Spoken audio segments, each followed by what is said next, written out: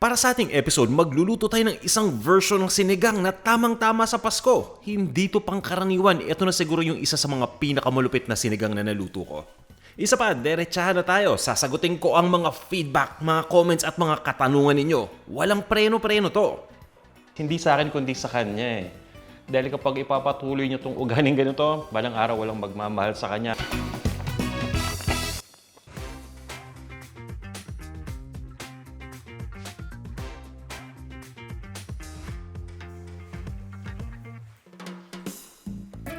Welcome sa Panlasang Pinoy. Magluto naman tayo ng mas killer na pork sinigang.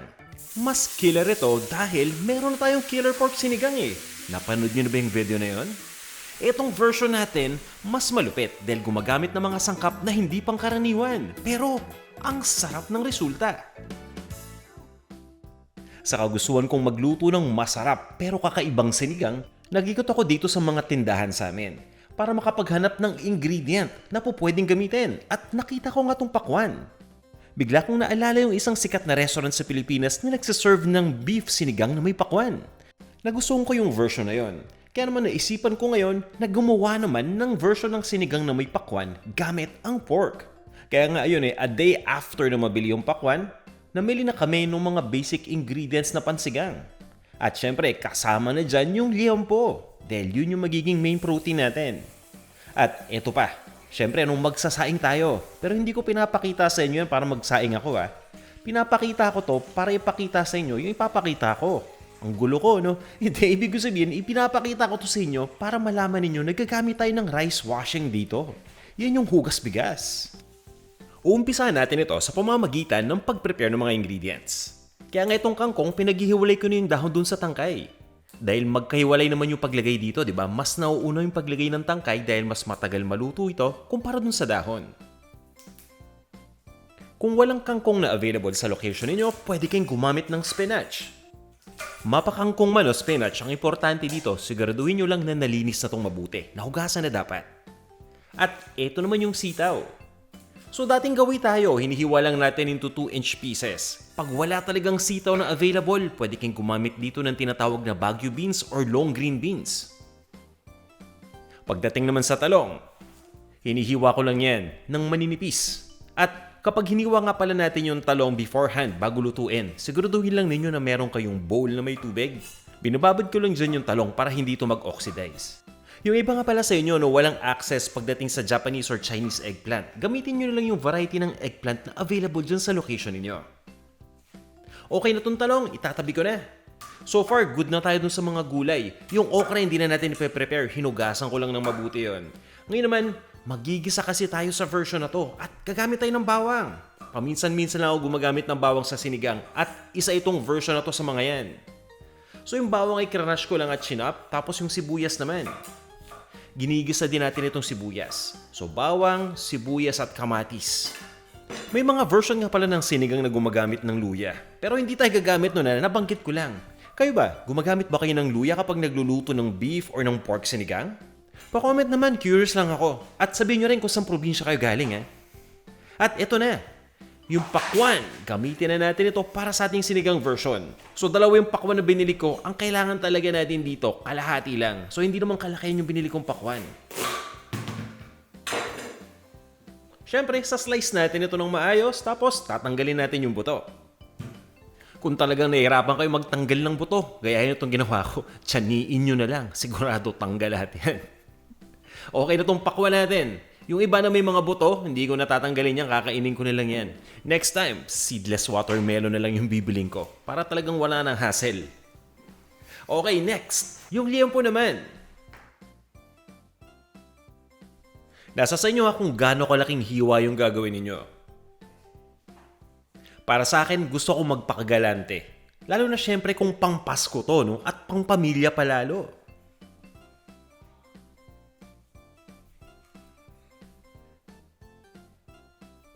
Yan, saktong-sakto lang yung ganyang hiwa. Medyo may kalakihan pero okay na yan. At itong version na to, pwedeng-pwede sa kahit anong cut ng pork. Pwede kang gumamit dito ng pigi or ng kasim, kahit ngayong buto-buto. Sakto rin dito Ayos na to, tara, umpisa na natin ang pagluluto. Gaya nga ng sabi ko kanina, magigisa tayo kaya nagpainit na ako ng mantika. Una kong ginigisa dito yung sibuyas. Mga 30 seconds lang, inaantay ko lang na maghiwalay yung mga layers nito. Tapos dinediretso ko na kagad yung bawang. Pagkalagay ng bawang, inahalo ko lang itong mabuti. Ayoko kasing ipabrown ng mabuti rin yung bawang dito Dapat yung saktong-sakto lang. Tapos niyan, idinediretso ko na yung pork. Inuuna ko muna yung pork bago yung kamatis. At itinutuloy ko lang ang paggisa dito hanggang sa mag-light brown na yung kulay ng outer part. Curious lang ako guys. Kapag nagluluto ba kayo ng sinigang, ginigisa nyo rin ba yung mga ingredients? Or pinapakuluan nyo na lang ng sabay-sabay? Ako kasi depende sa trip Pero hindi, sa totoo lang, kapag ginigisa ko yung sinigang, mas nagiging malasa to kumpara dun sa pinapakuluan lang. Observation ko lang naman yun. Kayo, ano sa tingin ninyo? So yun nga, nilagay ko dito yung kamatis, konting halo-halo lang, at yung pakwan nga pala, isinasabay ko na rin sa pag-isa.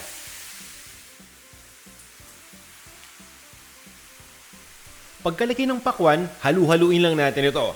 Tinutuloy ko lang yung pagluto ng 1 hanggang 1.5 minuto. Ang importante, palambutin lang natin ng konti yung pakwan dito.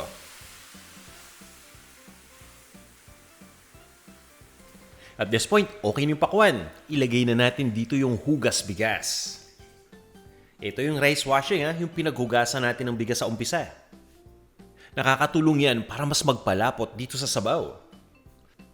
Para siyang malapit ng konti yung texture dun sa sinigang na may gabi. Yung gabi nga lang different siya in a way dahil lumalapot yon pero medyo dumudulas ng konti, di ba? Pinakuluan ko lang muna tong sabaw.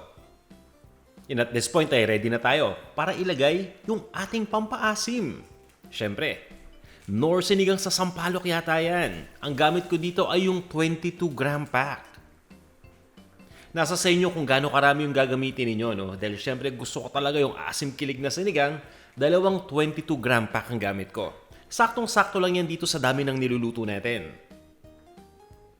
Kailangan pa nating pakuluan itong liempo hanggang sa lumambot ito ng tuluyan. Kaya nire-reduce ko muna yung apoy to the lowest setting at pinapakuluan ko lang yan hanggang sa maging sobrang lambot na ng pork. May tendency na mag-evaporate kagad yung liquid bago lumambot ng tuluyan yung pork. Kaya kung nangyari yan, magdagdag lang kayo ng tubig.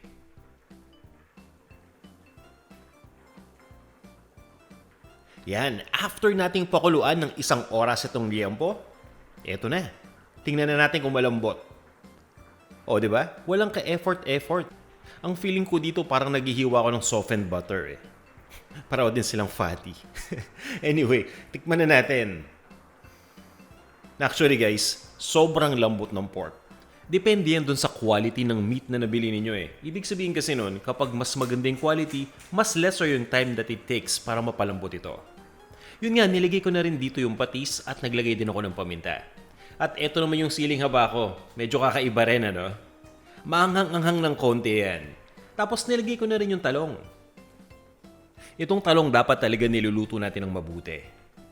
Kaya tinatakpan ko muna tong lutuan tapos itinutuloy ko yung pagluto ng mga 5 minutes. Maganda tong nabili kong talong dahil kahit na malambot na at matagal nang naluto, yung balat niya purple pa rin yung kulay. Yung iba kasi napansin ninyo kapag naluto na nawawalan yung pagka-purple, nagiging dark na. Ito nga, nilagay ko na rin dito yung sitaw, tapos sinabay ko na rin yung okra. So itong okra, buo to hindi ko na hinati. Ang nangyayari kasi kapag yung okra hinati natin, so magiging bukas na yun, so mas magiging slimy yung sabaw dahil lalabas na yung katas galing do sa okra. So depende sa inyo kung gusto niyo na makatas yung okra, di hatiin nyo sa gitna, walang problema. Pwede na rin nating ilagay dito yung tangkay ng kangkong. Isa sa mga reason yan kung bakit natin pinaghihiwalay yung stalk o yung tangkay dun sa dahon. Yan, tapos takpan lang natin, or actually kahit hindi nyo natakpan, okay lang nasa sa inyo. Pero ako tinatakpan ko to, niluluto ko lang to ng mga 3 to 5 minutes pa. And after that, ilagay na natin yung kangkong.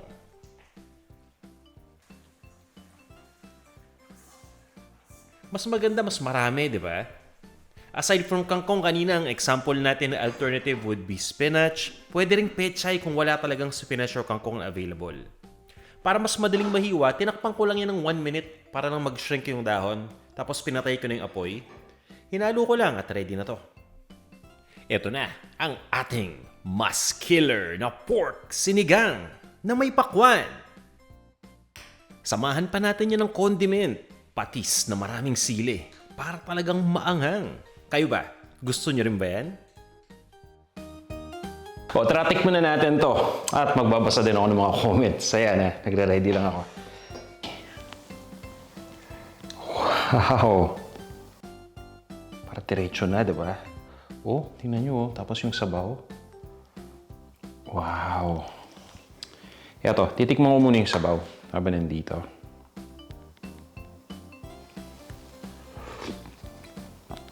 Oh, wow, sarap!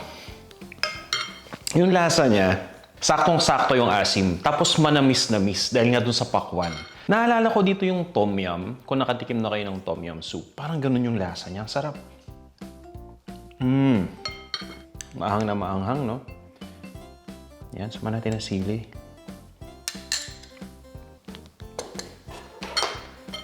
Nako, kapag ganito yung ulam ninyo, sigurado panalong-panalo. Yung guys, so sa sobrang lambot, natatanggal talaga siya. Nagsiseparate agad-agad. Yan, para marami. Bagay na bagay talaga to. Mapapasko man or any special occasion o kahit pang araw-araw. Iba yung sweetness na nabibigay ng pakwan dito sa sinigang natin. Ang sarap. I-enjoy ko muna to tapos babasahin ko rin yung mga comments So sa comments natin, para may iba naman, magra-random lang ako Magsha-shoutout tayo. May mga nagtatanong sa inyo, sasagot tayo ng tanong direkta. Napaka-comforting. Alam nyo, itong sinigang, ang gusto ko dito, malamig man o mainit yung panahon, okay na okay di ba? Kahit na summer nga, actually, refreshing to dahil nga dun sa asim niya. Tapos itong pakwan, so actually, ang ginagawa talaga na sinigang na may pakwan ay beef. Kaya gusto kong maipakita sa inyo na pwedeng-pwede rin tayong magsinigang na pakwan using liampo, which is yung karaniwan natin ginagamit. At ang resulta sa tingin ko, okay na okay. I highly recommend it, kaya sana subukan nyo to. So eto na. Unang comment para sa ating easy chicken adobo at home anytime. Ito yung ating Christmas chicken adobo recipe. Galing to kay Vilma Desagon 1795. Shout out daw sa Fabian family ng Antipolo. Yung Mami Meli daw niya ay laging nagluluto ng adobo version natin. So, Mami Meli, maraming salamat po for trying and for always cooking our recipes. Ayan. At next na comment natin is from Patricio Paramio 6291. Ito naman yung sa ating sisig recipe. Sabi niya, Sir Vanjo, ano po ang pangalan ng torch nyo? Salamat po. Ang pangalan ng torch natin si Pedro. Hindi, pinangalanan ako lang ng Pedro. Pero yung brand niyan, Sir Pro. Okay? So yun. Hindi ko na kukunin. Basta search nyo na lang. Elmer Lito Mag T. Tapos ... na. Sabi niya sa kare-kare, bakit walang kalabasa at puso ng saging? Pag nagkakare-kare po kasi ako, hindi po talaga ako gumagamit ng kalabasa. Siguro ngayong kulang po nalaman na pwede palang magkalabasa sa kare-kare. And I'm curious po, saan po ang probinsya nila at ito bang kalabasa sa kare-kare is tradisyon sa probinsya ninyo or usual pong ginagamit? Para lang at least alam ko po, And then, pagdating sa puso ng saging, opo, wala pong available na puso ng saging nung niluto ko yung kare-kare na yon. Pero kung meron po, gagamit po ako nun. Yan. Sisig recipe galing kay Earl Duque 6149. So, may feedback siya. Sabi niya, burned, no way. So, Sir Earl Duque, mukhang pihikan po kayo sa mga nasusunog. Itong sisig natin actually, hindi naman po masusunog ito kung hindi natin nilagay sa sizzling plate. So, I think it makes sense na kapag nilagay natin sa sizzling plate yung pagkain, yung ilalim na part nun, mababurn ng konti, pero hindi naman sunog na sunog, diba? Para sa akin, para siyang naging more crispy lang yung ilalim. Kasi nga, nagdikit yung karne and yung metal plate natin with a little bit of margarine, Hindi naman siya parang sokarat na burnt. Ang sokarat nga, di ba, priced siya pagdating sa paella. Itong sa sisig actually, karamihan sa atin, mas gusto yung sunog na part sa ilalim, yung kinakaskas, di ba? Next comment na tayo. Baka mahumaling ako sa pagkain Last na subo na muna to, then comment na. Galing kay Miss Sonia Macrohon, 4929. At tungkol naman din to sa Easy Chicken Adobo at Home pa rin, ha? Sabi niya, I already tried, ubus lahat, including the oily sauce. And today, I will try this again. This time, with chicken and pork. Ayun. So yung ating chicken adobo na pang Christmas version, mabentang mabenta. Medyo oily nga lang kasi, sinamahan ko talaga sa nung chicken skin. Pero dun sa mga umiiwas ng mantika, if you don't want it oily, then just remove the chicken skin. Okay na yun. Ito yung next comment natin for how to cook Filipino pancit canton. Galing kay Mark Twain 4648. At ang sabi niya, minimize the talking and go directly to cooking. Too much unnecessary talk. Ayun. So, at least nagpi-feedback si Mark Twain, ibig sabihin masyado daw akong madaldal. Unnecessary daw. Well, ito lang masasabi ko rin. Sabi ko naman sa inyo, I will give you my, kumbaga, response kung paano kayo nag-feedback. So, thank you for watching the video, Mark Twain. And I think yung talking naman is nature ko yun, no? So, kung madaldal ako, sorry na po, ha? Pagpasensyahan nyo na. Ang suggestion ko lang, since may mga short form videos na, visit nyo na lang yung shorts natin sa YouTube. Ayun, yung mga videos natin, sinushorten ko na yung para straight to the point, or sa Reels, or sa TikTok. Marami tayong options, di ba? Yun nga, no? And imbis na magpasalamat, kumbaga parang napaka-entitled nitong taong to. I don't know, no? Sa panahon ngayon, iba-iba yung mga makakasalamuha mong tao. Pero wala naman sa akin yun. Ang sa akin lang is, hindi sa akin kundi sa kanya, Dahil kapag ipapatuloy niyo itong ugaling ganito, balang araw walang magmamahal sa kanya, no? So, yun lang. Next, for Pinoy Chicken a la King. Galing naman kay Saver Vigil 5527. Sabi niya, ano pong pwedeng alternative sa bell pepper? Dahil ayaw daw niya nun. Okay, so bell peppers para dun sa ating chicken a la King na parang McDo yung style, no? Kasi may bell pepper naman talaga yun. And it really adds flavor. So, kung ayaw mo po ng bell pepper for that sauce, okay lang na huwag ka maglagay ng bell pepper.